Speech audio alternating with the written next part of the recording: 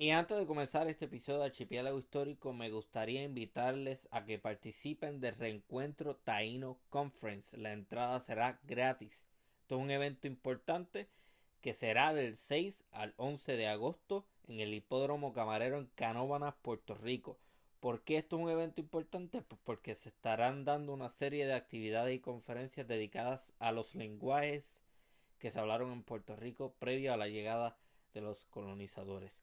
El evento tiene entrada gratis, no tienes que pagar nada, pero sí es importante que si te interesa alguna conferencia te registres con anticipación, ya que hay espacios limitados y el tiempo corre y se están llenando.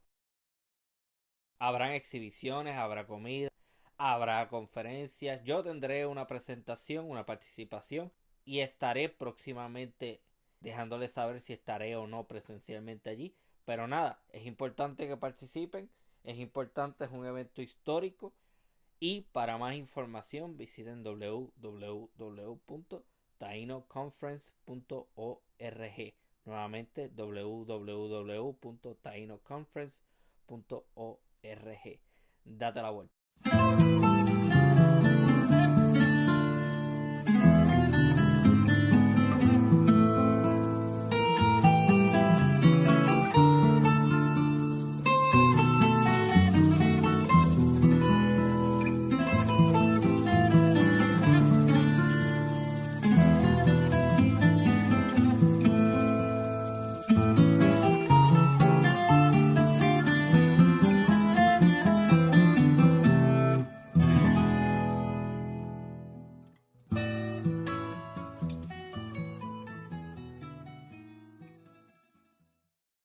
Bueno, bienvenidos y bienvenidas a una nueva edición del Archipiélago Histórico. Mi nombre es Ramón González Arango López y en esta ocasión tengo el privilegio de conversar con el biólogo Leopoldo Miranda Castro. ¿Cómo está todo? Todo bien, Ramón. Mucho gusto estar aquí contigo y con tu audiencia. A mí me interesa mucho tocar este tema hoy porque se sale un poquito de la norma, ¿no? Hoy, como quien dice, tenemos un episodio de Archipiélago Histórico agrícola, ecológico, científico. Algo que quizás aparenta no tener relación con la historia, pero que sí, sí tiene mucha relación con la historia. Eh, Hablemos un poco de la experiencia de el biólogo Leopoldo Miranda Castro, para las personas que no lo conocen. Gracias, Ramón. Y para decirte un poquito de quién soy yo y mi, toda mi historia en 2 o 3 segundos. Nacido y criado en Puerto Rico. Ahora mismo vivo en el estado de Georgia, en el centro del estado, en una finca que tenemos aquí, mi esposa Jessica y yo. Pero nací y criado en Puerto Rico, hice mi bachillerato en la Universidad de Puerto Rico en Humacao, en biología marina. Oh, qué So, bien. no tiene nada que ver con café ni con agricultura, pero una vez me gradué de biología marina en Humacao, eh, fui a hacer mis estudios de maestría en biología de vida silvestre en la Universidad de North Carolina, State University en Raleigh, North Carolina. Y ahí fue donde conocí al doctor Jaime Collazo, puertorriqueño también, profesor allí, que me habló sobre los cafetales a la sombra, las aves, porque él es un ornitólogo. Él es especialista en aves, y especialmente en la de Puerto Rico y aves migratorias. Y así fue que desarrollamos el interés para hacer estudios de la importancia de los cafetales para la vida silvestre. Pero ahí mismo, en ese mismo periodo, luego de que terminé mi maestría, hice un estudio con las garzas y las aves acuáticas en el área de Boquerón, en Puerto Rico. Y, y de ahí nos movimos entonces a hacer los estudios de agrícolas con los cafés. Pero ahí fue también que conseguí mi primer trabajo con el Servicio Federal de Pesca y Vida Silvestre, Mm. US Fish and Wildlife Service, en Puerto Rico. Y fui un biólogo de terrenos privados. Lo que quiere decir es que yo salía a ayudar a los agricultores en Puerto Rico y en las Islas Vírgenes a hacer prácticas de restauración, reforestación y hacer cosas buenas para la vida silvestre y para los recursos naturales. Ese fue mi primer trabajo con el Servicio Federal de Pesca y Vida Silvestre, y eso fue casi 30 años atrás. Y el diciembre pasado tuve la dicha de retirarme de mi trabajo con la agencia y terminé. Pasé por Washington, D.C., estuve en el estado de Maryland, en Chesapeake Bay, y los últimos 10, 12 años estuve aquí en Atlanta, Georgia, como el director regional para la región sureste de Estados Unidos, que compone 10 estados, más Puerto Rico y las Islas Vírgenes. Y felizmente retirado ahora desde diciembre 31. No, me imagino que es una responsabilidad. Bueno, no me imagino, es que es una responsabilidad grandísima. Uh-huh. Fue de hecho, la región del sureste que yo tenía a cargo es la región más grande dentro de todos los Estados Unidos. Teníamos aproximadamente 130 refugios de vida silvestre, Wow. como las Salinas de Cabo Rojo, la isla de Desecheo, el refugio de Vieques, Culebra. Teníamos casi 130 de esos. Y todo lo que tenga que ver con especies en peligro de extinción, todo lo que tiene que ver con aves migratorias. Eso estaba a cargo de todo lo que hacíamos en la agencia en el sureste de Estados Unidos. Aproximadamente 1.300 empleados a través de la región completa. Wow. Ok, para las personas que no saben y también para mi conocimiento, pues yo tengo una idea vaga de lo que hace la agencia, pero realmente hay personas como yo, diría yo que la gran mayoría que tiene una idea, pero no sabemos necesariamente cuál es el espectro total de o sea, las tareas que debe llevar a cabo la agencia. ¿Qué hacen ustedes? Bueno, la agencia como tal es responsable del manejo a nivel federal de toda la vida silvestre, todas las especies de aves, todas las especies amenazadas en peligro de extinción. Se manejan a través de diferentes leyes como la ley de especies de peligro de extinción federal, la ley de aves migratorias. También se manejan en el sureste de Estados Unidos, por ejemplo, 4 millones de acres de terreno en refugios de vida silvestre, como mencioné. La isla el refugio de Culebra, el refugio de Vieques, la isla de Desecheo, son refugios de vida silvestre federales. Así que a través de toda la región, en cada estado, en cada territorio, existen oficinas y se manejan todo tipo de situaciones en cuanto a vida silvestre. Y algo bien importante es que se trabaja directamente con todos los estados y todos los gobiernos de territorios, como en las Islas Vírgenes y en Puerto Rico, donde ellos son los que están con más personal, más directamente atados, y el gobierno federal les da apoyo para que también continúen la conservación de los recursos naturales. A veces hay controversias, eso se da en todos lados, pero la gran mayoría del tiempo, que casi nunca se escucha, son cosas bien positivas donde se logra conservar la vida silvestre y todos los demás recursos como el agua, el suelo, el aire, que toda la vida silvestre depende y por ende nosotros también. Eso es un comentario bien importante y yo me uno a eso. Ciertamente hay muchísimos problemas, ciertamente hay muchas cosas con las que hay que trabajar, pero yo creo que de vez en cuando es bueno hacer una pausa y reconocer lo que ya estamos haciendo bien y lo que se está haciendo bien. En vez de adoptar este cantado todo el tiempo, esta idea de todo está mal, todo está mal, todo está mal, todo está mal, todo está jodido, todo está mal. Chico, cálmate. O chica, cógelo con calma.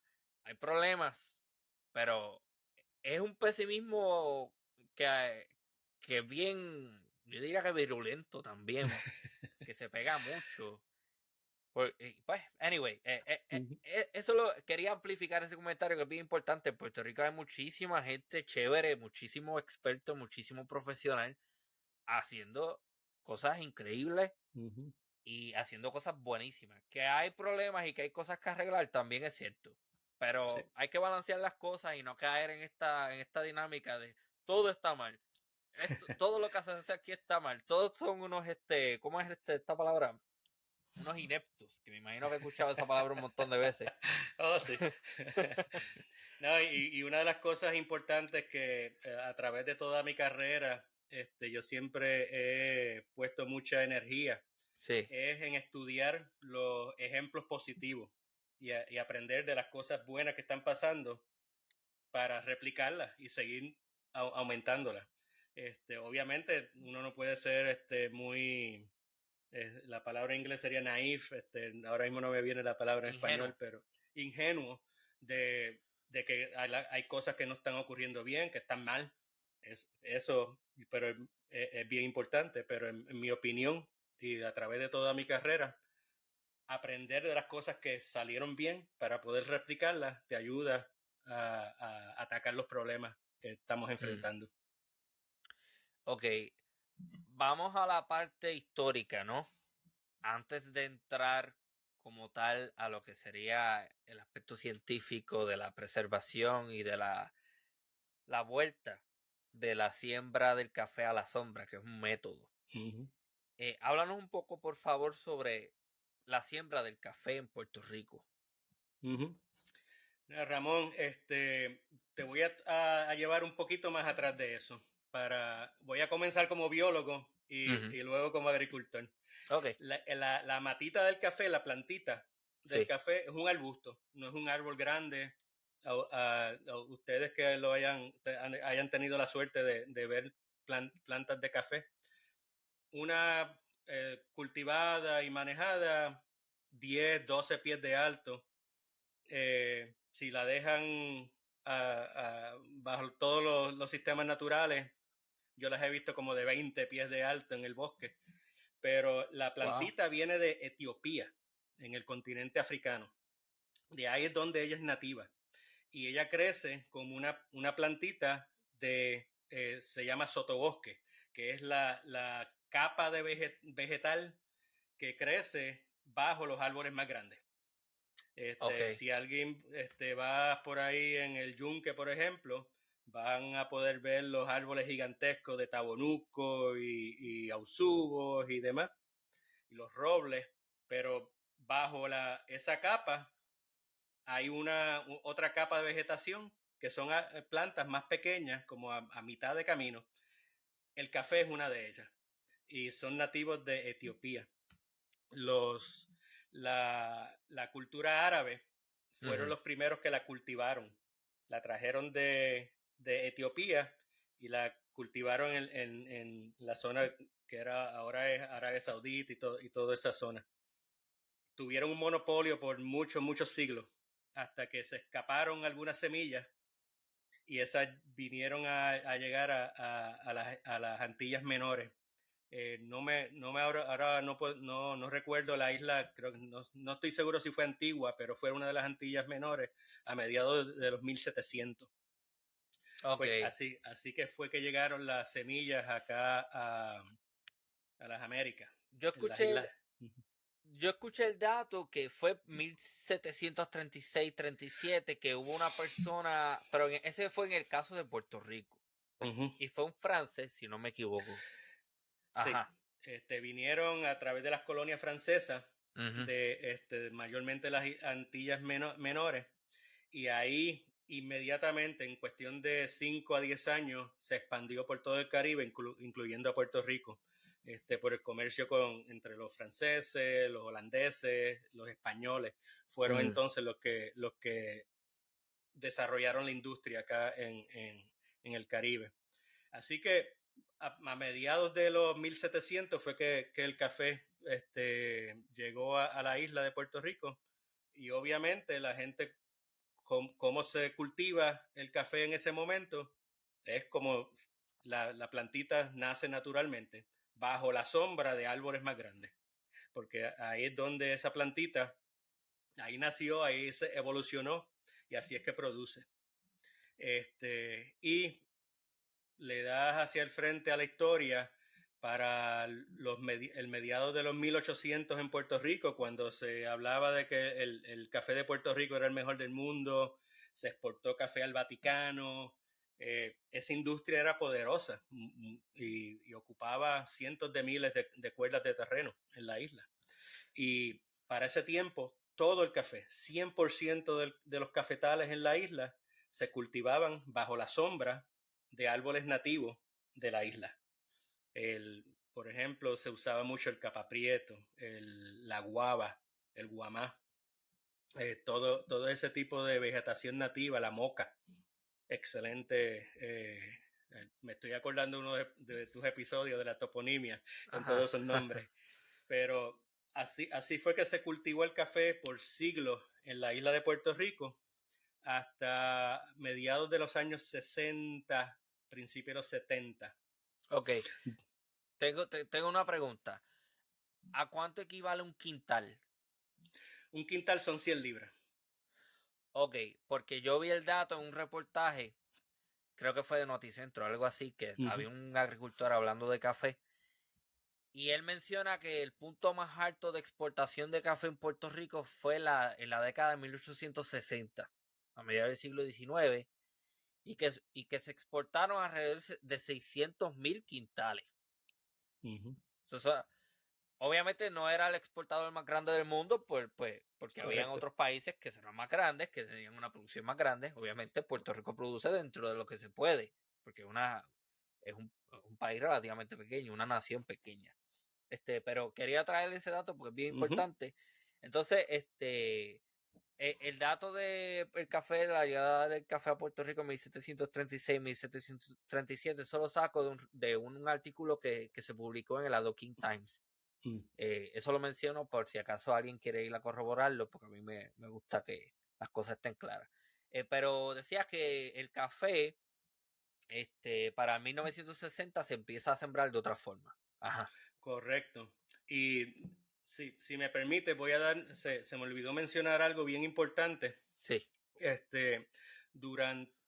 Luego de la invasión americana en Puerto Rico en 1898, que cambia toda la economía y demás, viene la caña poco después y demás.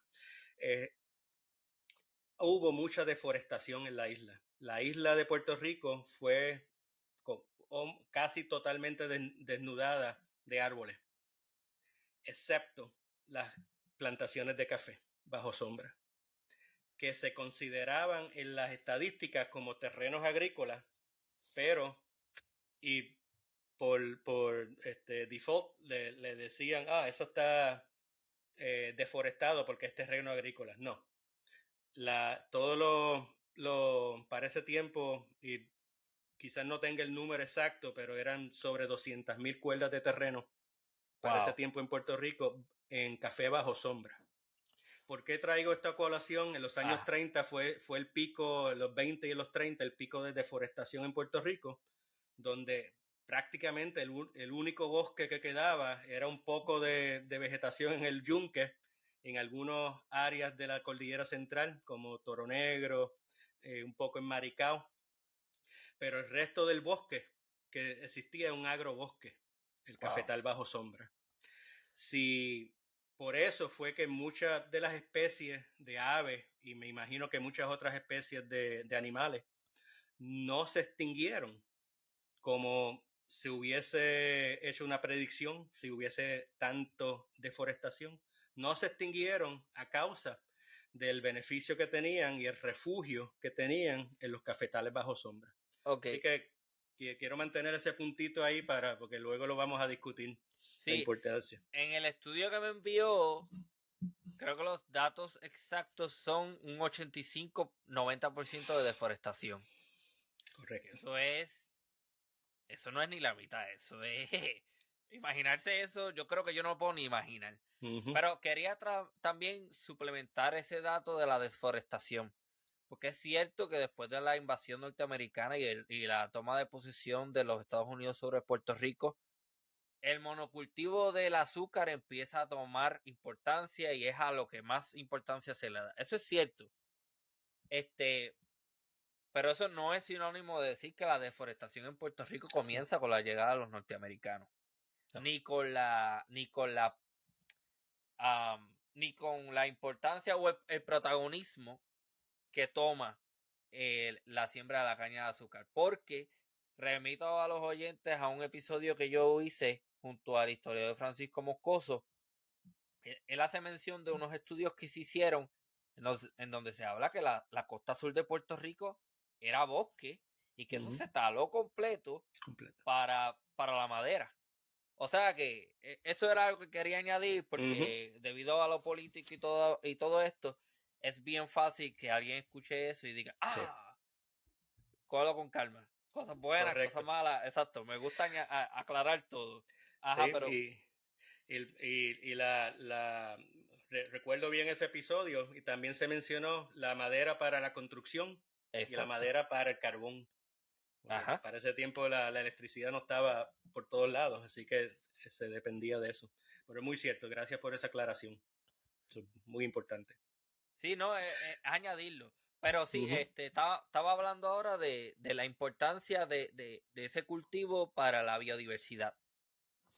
Correcto. Y pues, si los científicos, los biólogos, hacen modelos predictivos y dicen, si hay 85% de deforestación, se supone, en teoría, que se extingan cierto número de especies.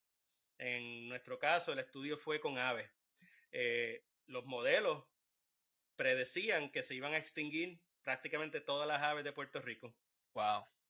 pero eso no ocurrió. Todavía tenemos cotorra puertorriqueña que se está recuperando, tenemos la mariquita, tenemos muchas otras especies que se están recuperando ahora mismo, que son únicas de Puerto Rico, endémicas. ¿Y por qué fue eso? Los modelos hicieron una predicción que no ocurrió. ¿Por qué?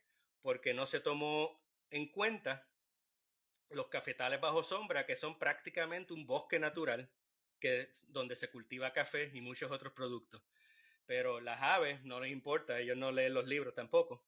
Ellos, si tengo un buen arbolito que me ofrezca protección para poner mi nido, encuentro comida, encuentro agua, es como si fuera un bosque completamente natural. Así que esa es la gran importancia de ese periodo entre los 1800 a mediados de los 30, los 40, por ahí, 1940, donde hubo esa deforestación grande.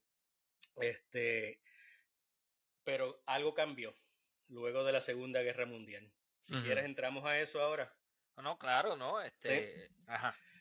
Pues luego de la Segunda Guerra Mundial, en los años 50 y más fuertes en los años 60, comienza, y esto es a nivel mundial, no solamente en Puerto Rico, Ujú. toda esa industria de guerra, toda esa industria que produjo la pólvora, las municiones, las superfábricas, se tenía que hacer algo con esos equipos y esa nueva tecnología, ¿verdad?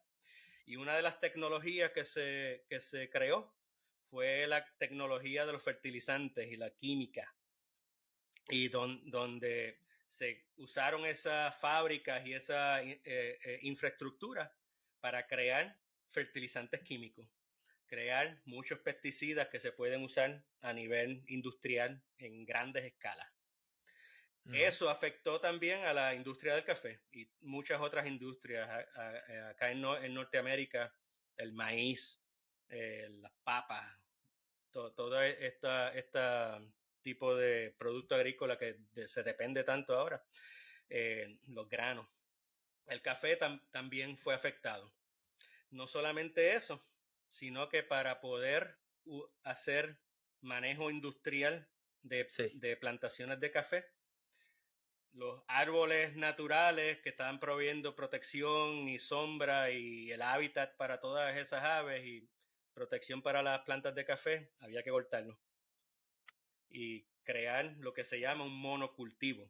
Cuando tenemos café a la sombra, tú produces café, produces madera, produces carbón, produces china, produces mango, produce, creo que la cuenta es sobre 100 productos diferentes en una plantación de café bajo sombra.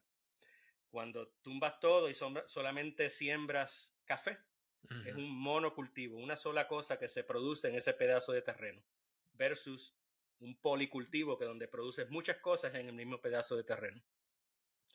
Eso, obviamente, si vamos a lo que donde comenzamos, el hábitat natural de las plantas de café es Ujú. estar bajo la sombra de un bosque. Vinieron de allá de Etiopía, en África, y ahí donde ellas evolucionaron. Tú le quitas esa sombra y es como ponerte en el medio de un desierto en el mismo, en pleno verano. Sí. No tienes protección, comienzas a estar bajo estrés, vienen las plagas a atacarte porque tu condición física se desmejora. Así que tienes que usar pesticidas, químicos y fertilizantes porque perdiste el suelo cuando tumbaste los árboles. Así que tienes que darle comida a esas plantas ahora, químicamente. Así que esa industria comenzó y todavía continúa. Gran parte de las plantaciones de café en Puerto Rico son monocultivos bajo el sol en vez de bajo sombra.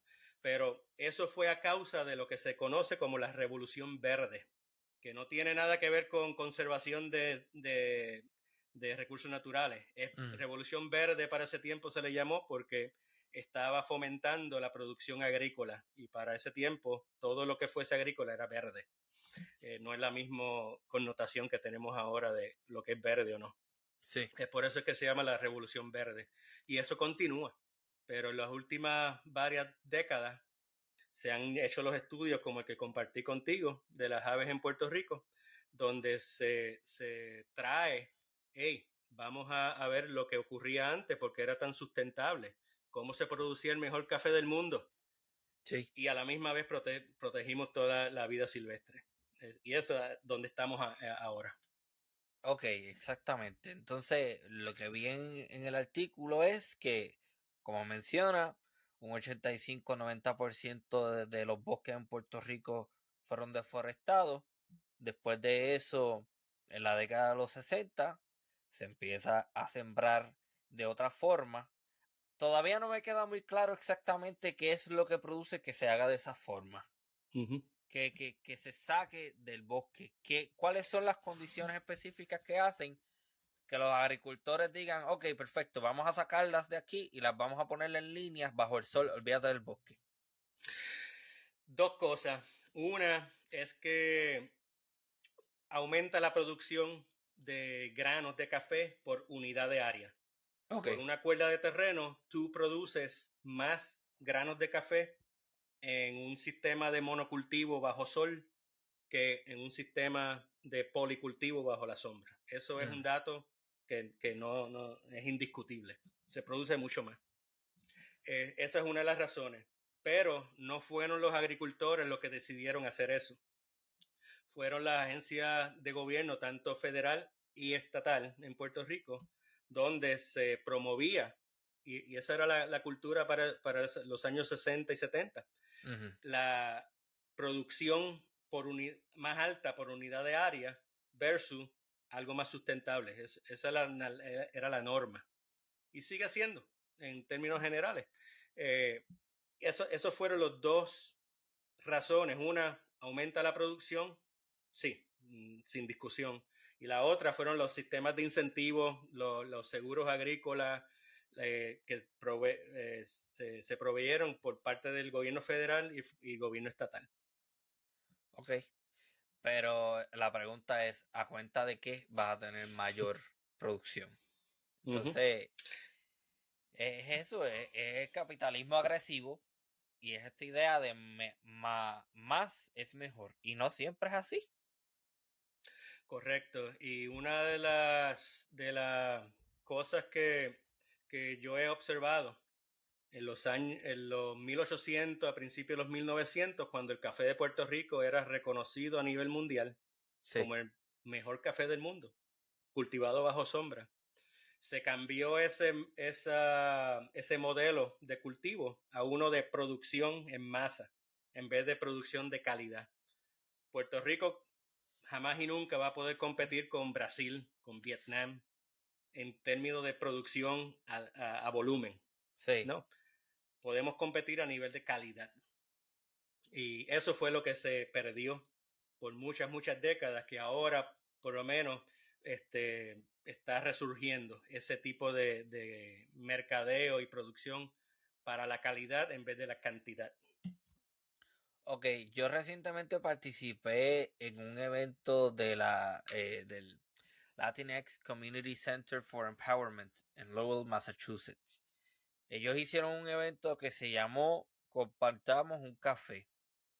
Y yo presenté y compartí varias imágenes y hablé sobre el café en Puerto Rico. Es por eso que conozco el dato que les mencioné al principio de 1736, que eso son 200 y pico de años de presencia del café en Puerto Rico.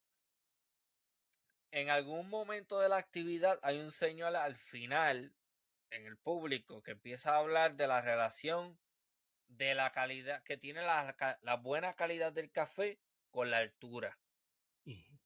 Háblanos un poco más sobre esa relación, pues yo no soy científico. ¿Qué hace que el café sea mejor cuando cuando se siembra en la altura versus en un lugar que está más cercano al nivel del mar? Muy, muy buena, buena pregunta. Y en Puerto Rico, el café, tú puedes sembrar café en la costa Mm, y va a crecer, pero la calidad va a bajar muchísimo, vas a tener que trabajarlo bastante porque la temperatura, los suelos y demás son... el café, acuérdate, el café evolucionó bajo la sombra de los bosques en Etiopía. Un sitio donde es bien estable, la temperatura, la humedad, los suelos, todo eso es bien estable. A medida que tú vas a la costa, tú tienes fluctuaciones de temperatura, de humedad bien bruscas a nivel de la costa. Cuando tú subes en la altura, por ejemplo, yo viví mucho tiempo en el pueblo de Ciales, allá arriba en el barrio Cialito, 2100 pies de altura, uno de los mejores cafés del mundo se dan allí. De hecho, la Casa Pintueles de Ciales era la que exportaba el café al Vaticano. El, wow. eso le da, para simplificar, es básicamente las temperaturas más razonables, más estables y mejores suelos. Obviamente, la premisa es ese cultivo bajo sombra donde mantiene los suelos y demás. Una vez tú quitas eso, básicamente tú tienes condiciones costeras en la montaña, porque expones el suelo, expones las plantas a condiciones más extremas. Ok, entendido. Entonces, por eso es que también durante esa actividad sale una muchacha peruana y dice, hubo una competencia internacional del café y la ganó el café de Perú porque se siembra en los Andes. Y ok, ahora tiene más Sí. lógica porque se debe a eso. Uh-huh. Ok, hablemos entonces del estudio como tal. Vamos a los datos técnicos en cuanto a las aves. Pues mira, una de las cosas que se encontró en los estudios que se hicieron, los estudios se hicieron entre el pueblo de Ciales, Adjunta, Jayuya, Utuado, para que la gente tenga una idea dónde se hizo este estudio. Se hizo por varios años, Sí. 5, 6, 7 años, donde tuvimos varios personas, incluyendo a este servidor, y muchos otros estudiantes y profesores, como el doctor Jaime Collazo, haciendo los estudios. A nivel general, lo que encontramos fue que los cafetales manejados bajo sombra de árboles nativos como la guava, el guamá que mencioné anteriormente, la moca, y el guaraguao es otro excelente. Las poblaciones de aves son básicamente iguales, bien similares a los bosques naturales.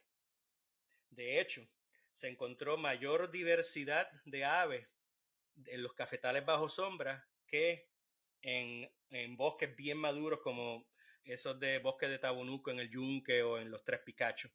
Mm. A grosso modo, eso fue la conclusión grande, es que los cafetales bajo sombra funcionan como un bosque natural para proteger y conservar las aves en Puerto Rico. Una de las recomendaciones que se hizo fue entonces, ¿por qué no utilizar y promover cafetales cultivados bajo sombra para conectar los bosques estatales y los bosques federales y todas las áreas privadas también, como las del Fideicomiso para la naturaleza, que tienen áreas naturales protegidas? Ujú, ujú. Se pueden crear corredores ecológicos usando café a la sombra, donde los terrenos todavía producen agrícolamente, económicamente, mantienes la comunidad rural en Ujú. buen estado, pero a la misma vez proteger los recursos naturales, en este caso las aves. Que eso siempre va a ser una buena inversión. No entiendo cuál es la necesidad de estar mirándolo todo en términos de dólares. Uh -huh. O en términos, si estás en otro país, de la moneda que sea. Yo entiendo que la consideración más importante debe ser el medio ambiente. Porque no importa si te deje 1 millón, 2 millones, lo que sea que te deje la producción, si estás afectando el medio ambiente, eventualmente lo vas a perder todo. O sea que, o sea, en ese punto, la primera vez que nosotros hablamos, me dices, fuimos responsables en que esa práctica de la siembra del café a la sombra se volviera a regresar a Puerto Rico. Eh, ¿Quiénes fueron los primeros en adoptar eso? ¿Cómo fue la dinámica? ¿Esa recomendación alguien Uh la -huh. siguió? ¿Hubo algún tipo de oposición, como siempre la hay? ¿Cómo fue esa cuestión después de que ustedes hacen esas recomendaciones? Pues los primeros estudios que se hicieron para promover y documentar la importancia de los cafetales bajo sombra se ocurrieron en Centroamérica mayormente, un poco en Sudamérica también, y eran científicos, por ejemplo, del Smithsonian Institution, que estudiaron la importancia de los cafetales para aves migratorias, esas aves que anidan Canadá, en la parte continental de los Estados Unidos, Ujú, pero pasan el invierno en Centro y Suramérica, en Puerto Rico también. Esos fueron los primeros, esos estudios ocurrieron en los años 70 y los 80. A mediados de los 80 fue que hubo varios estudios que se publicaron con todos esos datos y donde esto surgió como algo bien importante. Te digo eso porque no fue que todo ocurrió en Puerto Rico. Con esa información fue que entonces nosotros comenzamos a hablar, hey, ¿cuál es la importancia de los cafetales en Puerto Rico que se han perdido? Los cafetales bajo sombra se han perdido. Don Frank Wasburg, que en paz descanse, que era un dasónomo que, con el Servicio Federal Forestal, eh, él fue una de esas personas también que hablaban, hey, perdimos mucho cobertura de bosque por la tala de los cafetales bajo ok, sombra.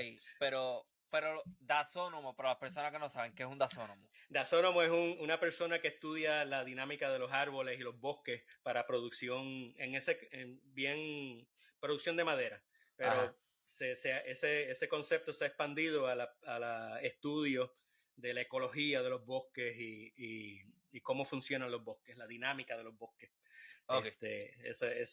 Don Frank era en Dasónomo para eso. Así que con eso se hicieron los estudios, se publicaron. Ahí nosotros estábamos haciendo este estudio también liderado por el doctor Collazo. Ujú, Y una de las cosas que cuando yo comencé a trabajar con el Servicio de Pesca y Vida Silvestre, yo era biólogo de terrenos privados, ayudando a los agricultores. Y una de las primeras cosas que descubrimos, y cuando yo hablaba con los agricultores en la montaña, pues, ay, cuando teníamos la sombra en los cafetales, este era el producto y era mucho mejor. Y yo también producía mis chinas, mi guineo, mi carbón. Y ahora no puedo hacerlo porque me dijeron que si no tumbo los árboles, no voy a tener eh, el seguro agrícola o no voy a poder tomar los incentivos del Departamento de Agricultura, etcétera, etcétera, etcétera.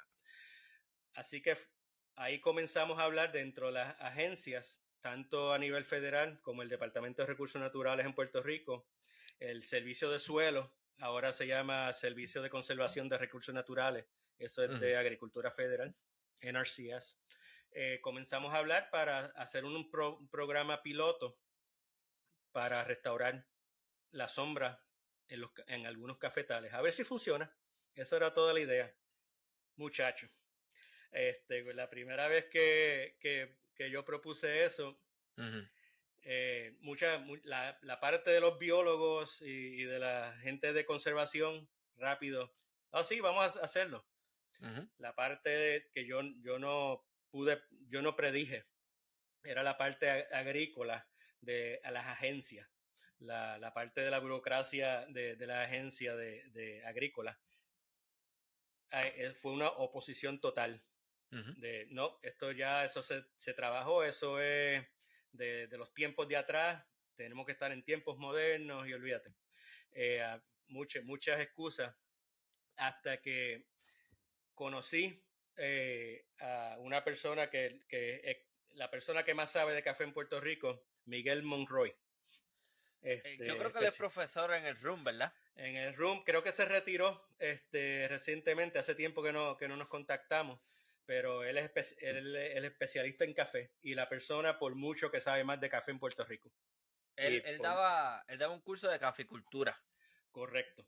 Sí. Y él trabajaba con el Servicio de Extensión Agrícola también y dando información a los agricultores directamente.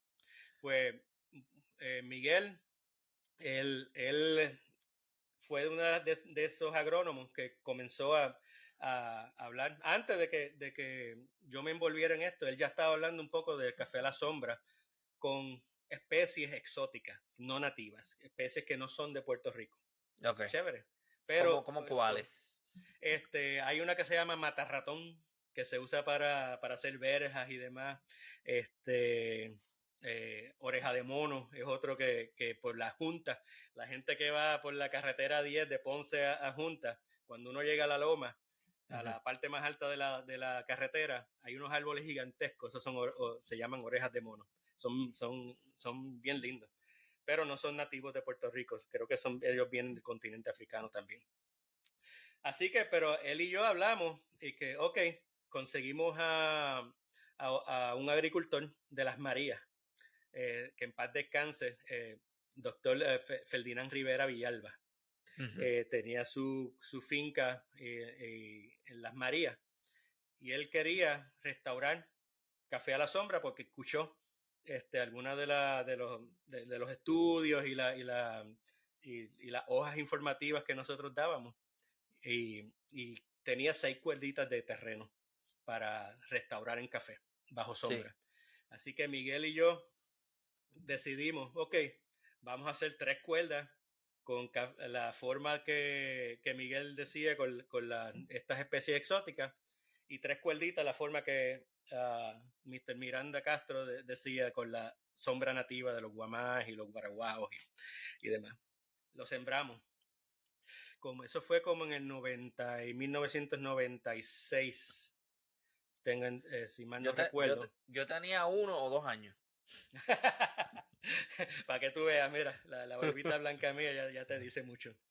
Pero ¿qué ocurrió unos años después? En el 98 fue el huracán George, sí.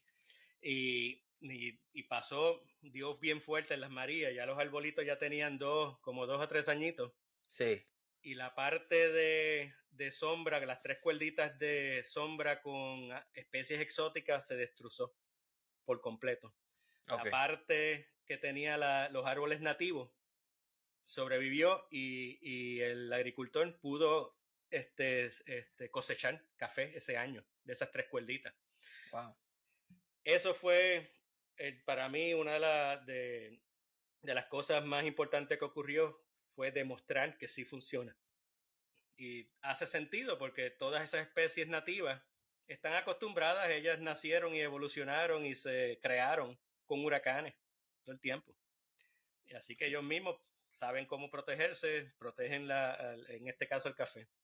Anyway, así fue que comenzamos, hicimos el primer proyectito piloto a través del programa de Compañeros para la Vida Silvestre, que para ese tiempo yo manejaba ese programa y pudimos hacer varios proyectos en la zona de la montaña, entre Junta, Utuado, hasta San Sebastián, en Lares tenemos proyectos, en Las Marías, con una organización sin fines de lucro que se llama Enviro Survey. Ellos nos ayudaron mucho en Puerto Rico. El Departamento de Agricultura Federal nos comenzó a ayudar también. Y los agricultores. Los agricultores, olvídate de todas las agencias, incluyendo la que yo dirigía, los agricultores son los que hicieron la diferencia, porque ellos, todavía ese conocimiento estaba ahí.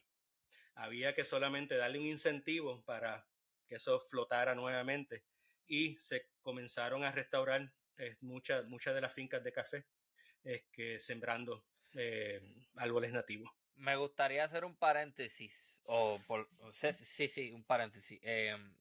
Yo voy a estar próximamente trayendo a una persona bien importante en Puerto Rico que se está dedicando a rescatar la industria tabacalera en Puerto Rico. Está sembrando tabaco en Lares, Puerto Rico. Y ese episodio va a ser bien importante porque volvemos a lo mismo. Ese conocimiento ya está ahí. Las tradiciones por vía oral se mantienen. Cuando tú hablas con un agricultor, con una persona de la montaña de cierta edad, esa persona, a pesar de que no necesariamente la práctica en cuestión sobreviva, te va a poder decir a exactitud, se hacía así, esto es como lo hacíamos, se sembraba acá, con estas condiciones. O sea que el conocimiento sobrevive de alguna forma. Ahora también me interesa reforzar otra cosa. Aquí no necesariamente tiene que haber una división entre lo que es científico y lo que no es científico, en el sentido de que el jíbaro puertorriqueño ya estaba produciendo café de la forma más sustentable y ecológicamente amigable posible. Así que hago ese comentario porque se tiende mucho a quizás desprestigiar o quitarle mérito al agricultor pequeño versus, qué sé yo, otro tipo de comunidad más científica. Y no debería haber una ruptura. Yo creo que ambos trabajan en conjunto, pero también en este caso en particular estamos viendo cómo la ciencia está avalando que en efecto lo que se hacía, esto es lo que se debe seguir haciendo, porque es lo que científicamente también es lo correcto. Eso era el paréntesis que quería traer. No, es que es excelente porque con mi experiencia en los cafetales bajo sombra, eso fue lo que encontré también. Don Juan Rivera Santa, un viejito del barrio Frontón de Ciales. Él me alquiló mi primera casita allá arriba. Y una casita chiquitita que yo pagaba $150 al mes para quedarme ahí, y era dentro de una finca de café. Para ese tiempo él tendría como 85 años de edad. Un señor con tremendo conocimiento, no sabía leer ni escribir, pero ese señor nunca tumbó su cafetal.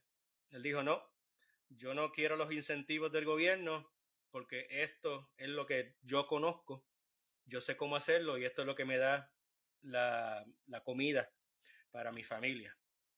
Pero yo era bien jovencito, acabadito de graduar, científico, el biólogo.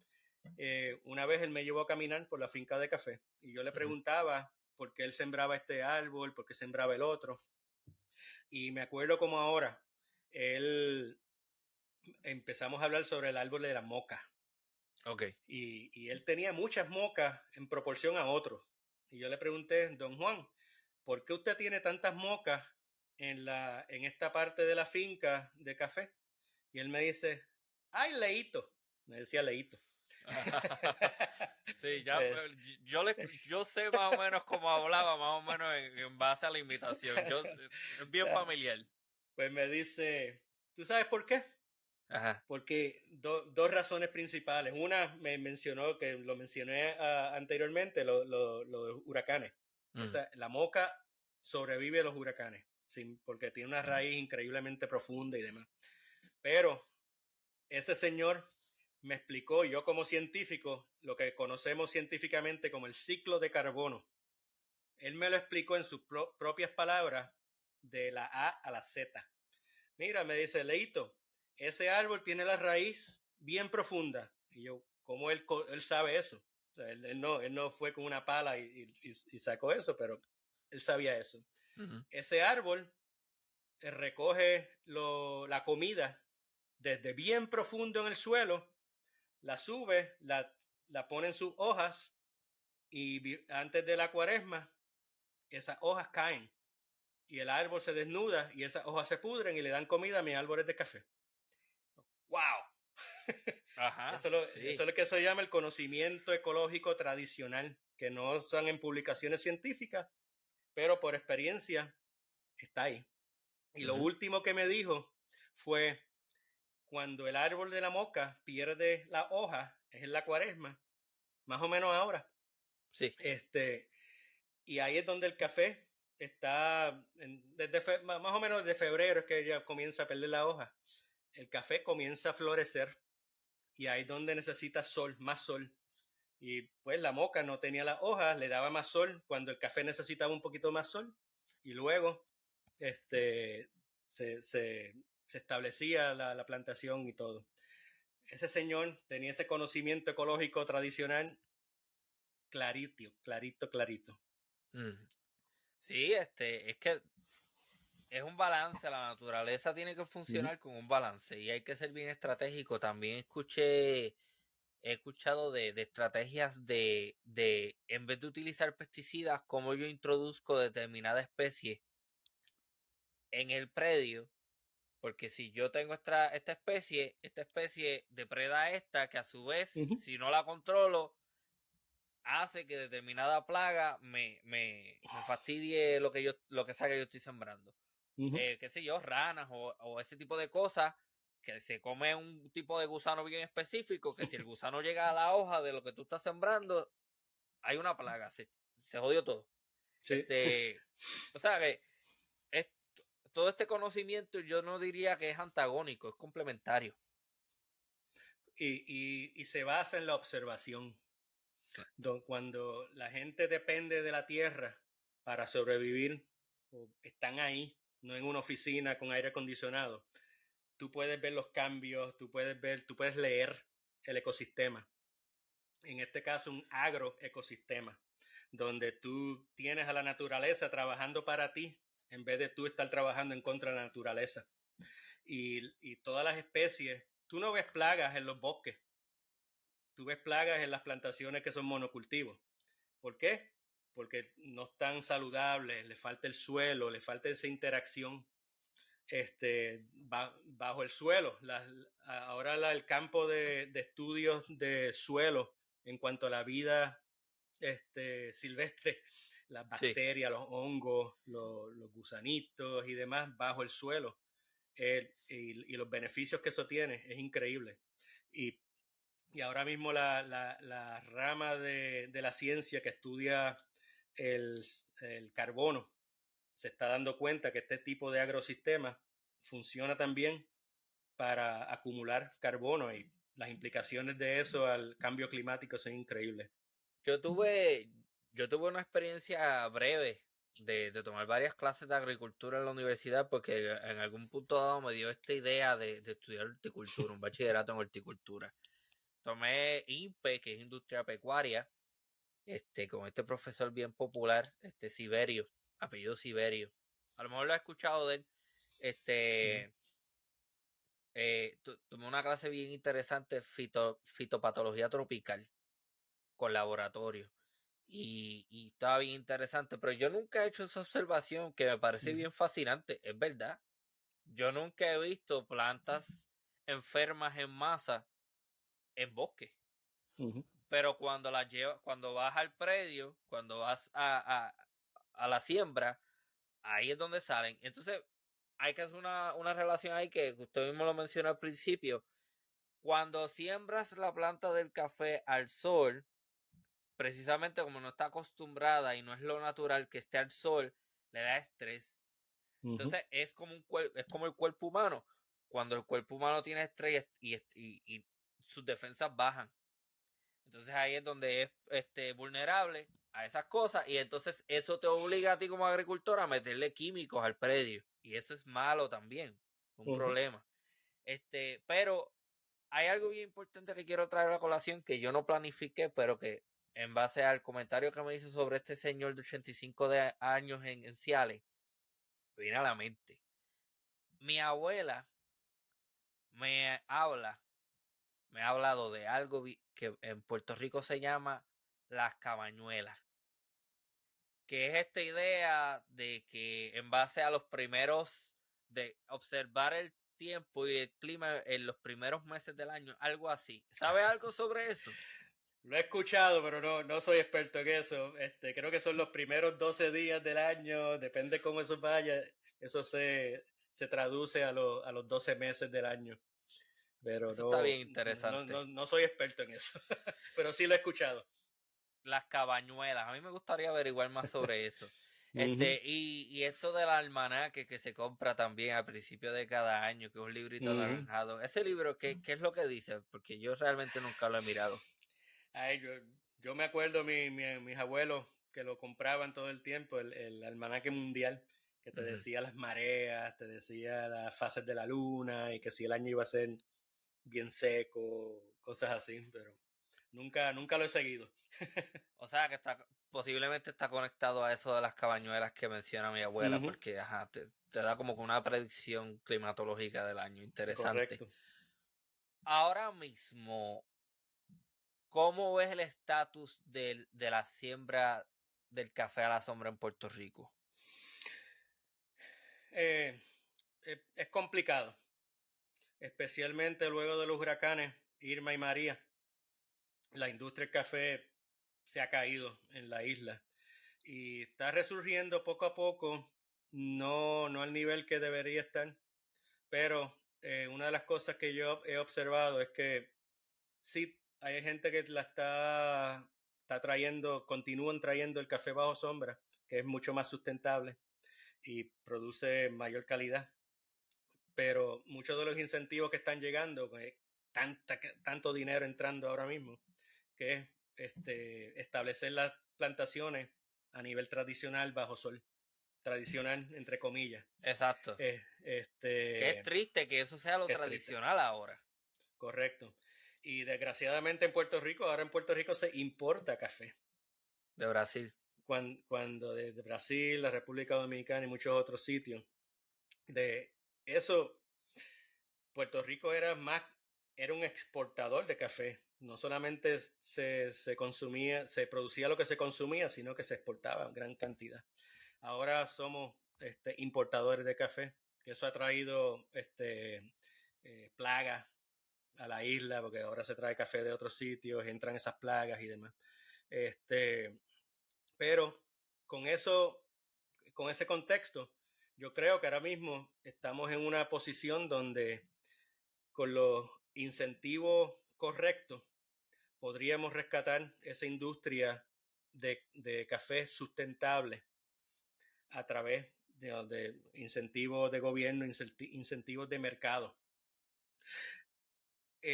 La gente, cuando yo viajo por muchos lugares, todo el mundo sabe que en Hawái hay café de Kona y demás. Ujú. Casi nadie sabe que en Puerto Rico se cultiva café. ¿Por qué?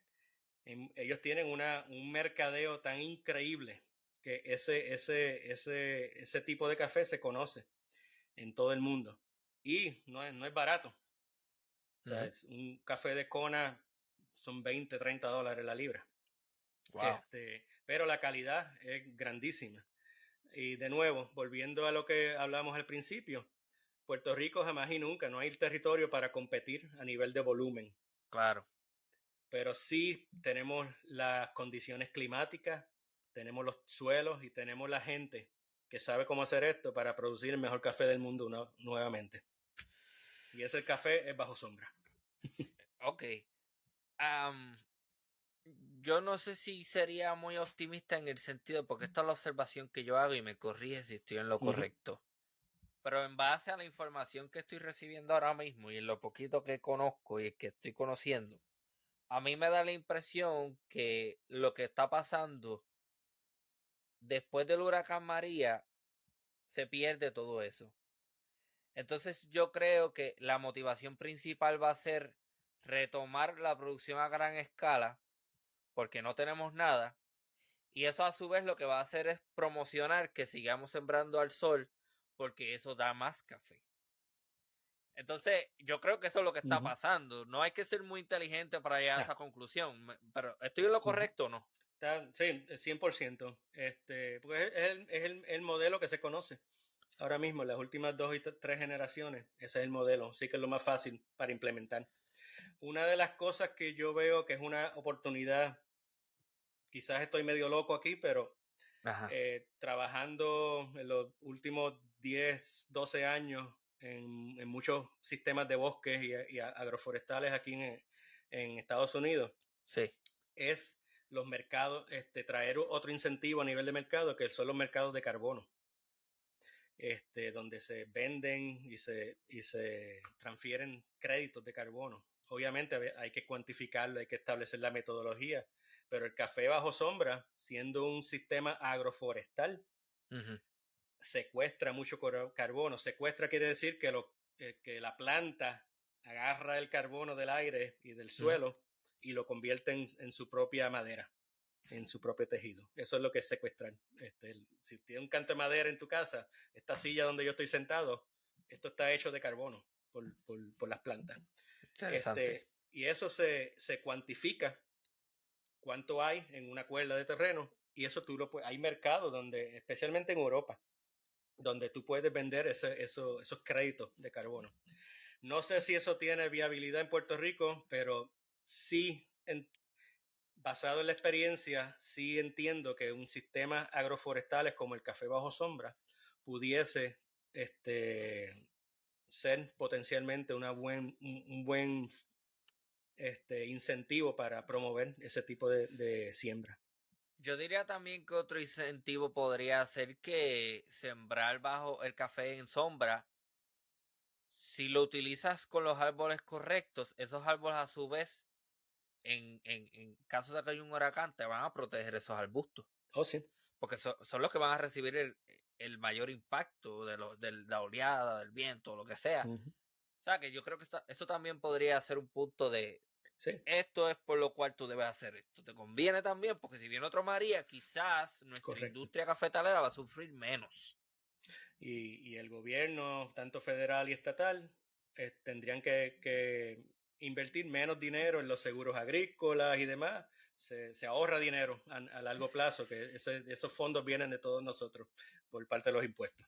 De nuevo, es triste que tengamos que recurrir a vender estas cosas en términos Uh -huh. económicos, cuando la prioridad más importante debería ser el medio ambiente y no necesariamente yo como agricultor puedo hacer más dinero. Uh Eso es -huh. una de las cosas que yo estaba conversando con un agricultor los otros días. Él me dice, mira, yo estoy perfectamente contento con producir X cantidad. Yo no, yo tengo todas las condiciones y yo tengo el conocimiento y yo podría, en teoría, comprar más cuerdas y sembrar más. ¿Pero para qué? ¿Cuál es Uh la -huh. necesidad? O sea que hay que decir las cosas también como son. Aquí hay mucho afrentamiento también. O sea, yo no tengo por qué como agricultor, o sea, la mayoría de la gente, mira, con que tú hagas lo que a ti te gusta y puedas tener un estilo de vida razonable, está bien.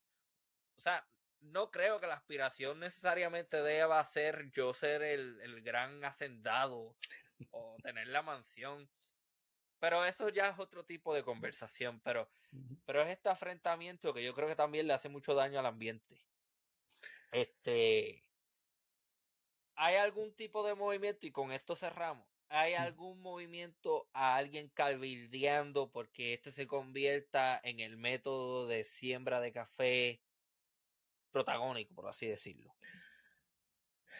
A nivel organizado, la Agencia de Pesca y Vida Silvestre, el Servicio de Conservación de Recursos Naturales, eh, para la naturaleza en Puerto Rico, EnviroSurvey, hay varias, Caficiencias, otra organización, Protectores de Cuencas, es otra organización en Puerto Rico, que están promoviendo cada vez que tienen una oportunidad la sustentabilidad del café en la isla. Son esfuerzos excelentes y han sido sustentables por mucho tiempo ahora. Lo que yo recomendaría es que se haga algo más, una fuerza. En vez de cada organización hacer sus proyectos y sus iniciativas, es que todos entren en conjunto con los agricultores. Porque si los agricultores comienzan a pedir esto con viva voz,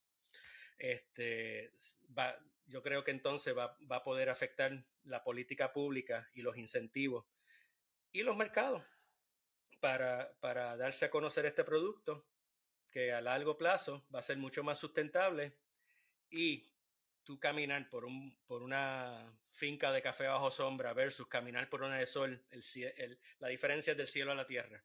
Uh-huh. No te tengo que decir cuál es la mejor. Exactamente, eso es lógico. ¿Alguna actividad, alguna publicación, algo que le gustaría promocionar ahora mismo? Bueno, ahora yo estoy retirado, pero me mantengo en contacto y haciendo mis proyectos aquí y allá. Una de las cosas que me fascina y que uh-huh. quisiera ofrecer al público y a tus oyentes aquí uh-huh. es ofrecer, y no es para cobrar ni nada de eso. Me gusta ayudar a la gente, especialmente a la juventud, a definir su carrera. Así que si algunos estudiantes me están escuchando que quizás tengan interés en este tipo de carrera, o sea, ya yo me acabo de retirar, pero mucha gente a través de mi carrera me ayudaron a llegar a donde yo llegué. Y ahora estoy tratando de pagar esa deuda con las generaciones nuevas. Así que el que quiera me puede contactar a través de mi página, leomirandallc.com. Así que me pueden contactar por ahí y puedo dar mentoría, lo que sea, porque estos temas me fascinan. Y si hay estudiantes que quisieran hacer estudios, yo los puedo contactar con varias personas, tanto en Puerto Rico como en los Estados Unidos, donde quizás puedan desarrollar proyectos para sus estudios. Así que aquí a la orden. Excelente, excelente. Yo, si fuera estudiante, definitivamente estaría anotar esto ahí, porque esa es la mejor forma de aprender. Uh-huh. Yo no estoy en el mismo ámbito, pero sí hay muchísimos historiadores, muchísimos académicos que yo lo que hago es que cojo la información y los llamo. No tenga miedo, eso no es necesariamente caripelamiento tampoco. Claro, yo llamo al que sea. ¿Qué puede pasar? Que no me conteste. Bueno, exacto. Pero whatever, así aprendemos también. Así que yo realmente recomiendo que sigan ese consejo y busquen toda la ayuda que puedan buscar. Bueno, muchísimas gracias. Uh-huh. Esto ha sido un episodio bastante interesante. Archipiélago histórico ecológico. Biológico. Historia natural. Chévere. Bueno, pues muchísimas gracias, biólogo Leopoldo Miranda Castro. Y esta ha sido una nueva edición de Archipiélago Histórico. Hasta la próxima.